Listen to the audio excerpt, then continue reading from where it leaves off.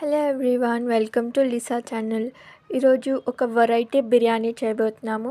ఇది రెగ్యులర్ బిర్యానీస్ లాగా కాకుండా చాలా చాలా డిఫరెంట్ అండ్ టేస్ట్ కూడా అస్సమ్ ఉంటుంది. ఒక్కసారి మీరు డెఫినెట్గా ట్రై చేయండి.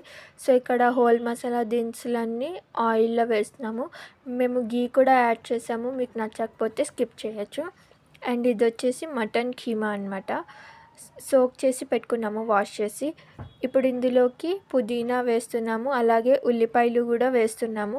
ఇవి పచ్చివాసన పోయేంత వరకు మంచిగా ఫ్రై చేసుకోవాలి. మీలో ఎంతమందికి నాన్ వెజ్ బిర్యానీ అంటే ఇష్టమో కామెంట్ చేయండి. వెజ్ ఇష్టం ఉన్న వాళ్ళు పన్నీర్ వేసుకోవచ్చు. పచ్చిమిర్చి అండ్ సాల్ట్ కూడా వేసి అందులోనే హోమ్మేడ్ అల్లం వెల్లుల్లి ముద్ద వేసాము. మేము ఇంట్లోనే ఫ్రెష్గా ప్రిపేర్ చేసుకున్న అల్లం వెల్లుల్లి ముద్ద. అండ్ ఇప్పుడు వచ్చేసి పసుపు ఇంకా టొమాటోస్ కూడా వేసుకుంటున్నాము. అలాగే ఇక్కడ అల్లం ఇంకా వెల్లుల్లి దంచిన ముద్ద వేసుకున్నాము.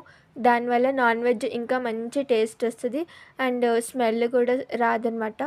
అండ్ ఇప్పుడు వచ్చేసి గరం మసాలా పౌడరు, టేస్ట్కి సరిపడా కారం వేసుకుంటున్నాము. మేము కారం కొంచెం ఎక్కువ తింటాం కాబట్టి ఇంత వేసుకున్నాము. మీరు తక్కువ తినేవాళ్ళు తక్కువ వేసుకోవచ్చు, బట్ నాన్ వెజ్లో కారం ఎక్కువ ఉంటే బాగుంటుంది కాబట్టి సరి చూసుకొని వేసుకోండి. ఇప్పుడు కీమాని కూడా వేసేసుకుందాము. అది ప్రాపర్గా కుక్ అయ్యేలాగా మంచిగా కుక్ చేసుకుందాము.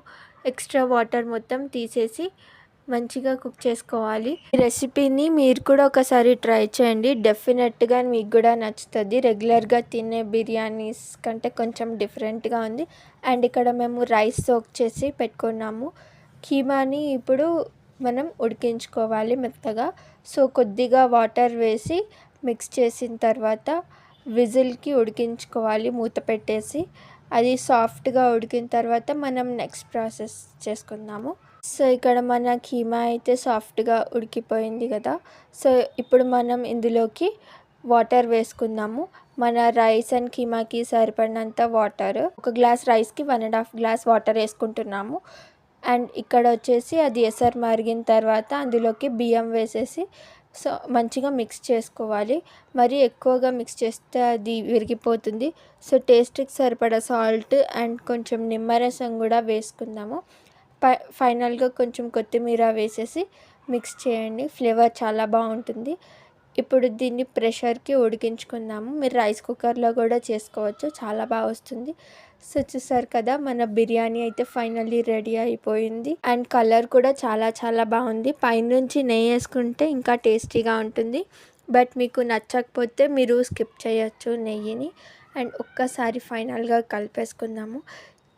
ఇందులోకి రైతా బాగుంటుంది, లేకపోతే ఏదైనా కర్రీ కూడా బాగుంటుంది, బట్ ఉట్టిగా అయితే ఇంకా బాగుంటుంది. మీరు ఒక్కసారి డెఫినెట్గా ట్రై చేయండి. అండ్ ఎక్కువ మసాలాస్ కూడా ఏం లేవు, చాలా లిమిట్లోనే వేసాము.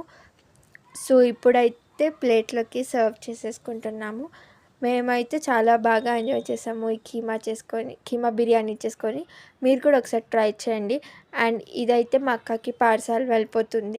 సో ఇక్కడ వచ్చేసి అరటికాయ కోఫ్తా కర్రీ తోటి మేము ఈ బిర్యానీ ట్రై చేస్తున్నాము. అండ్ ఇక్కడ రైతా కూడా ఉంది. రెండు చాలా బాగున్నాయి. మీరు కూడా ఈ రెసిపీని ట్రై చేసి కామెంట్లో ఎలా వచ్చిందో చెప్పండి.